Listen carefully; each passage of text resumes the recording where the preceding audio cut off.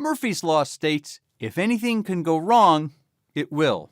Well, I believe Murphy has relatives, and they all live in project circles. It doesn't take much for risk to haunt your project. So to control this potential chaos, you build a risk plan. A risk plan is a document that describes how project risk management will be structured and performed on a project. I've included a sample plan in the exercise files, and shortly I will talk you through an example based on that plan structure. First, your risk plan needs to describe your risk identification approach.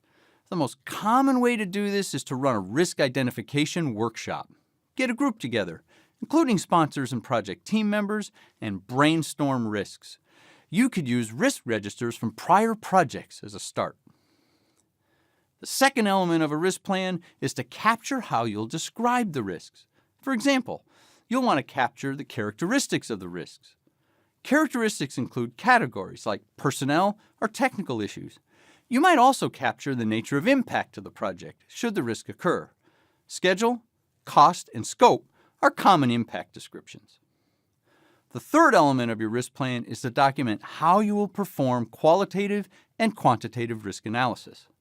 Qualitative analysis is when you prioritize risks based on their probability and impact of occurring. Quantitative analysis is when you estimate their effects on project objectives. Here's an example of a qualitative analysis. The risk is, will a power outage impact the installation of your deliverables? If so, what impact would this have on your project? What's the likelihood of it occurring? To do this efficiently, I suggest you use high, medium, and low to answer each of those questions. You don't need to get overly detailed at this point. After this qualitative analysis, you take a further look at your significant risks via a quantitative analysis. You try to quantify the impact. By doing the quantitative analysis, you can assess how much you could spend to try and reduce the risk. Using our power outage example, you don't want to spend $10,000 to buy a power generator to prevent the power outage risk that will cost $5,000 if it occurs. The fourth element of a risk plan is the approach you'll take to address each significant risk. For example, will you purchase the power generator to avoid a total power outage, or will you schedule alternate installation times in the event of a power disruption? The last element of your risk management plan is how you will monitor and update risks as your project progresses. This section describes things like regular risk assessment meetings to keep on top of changing risks.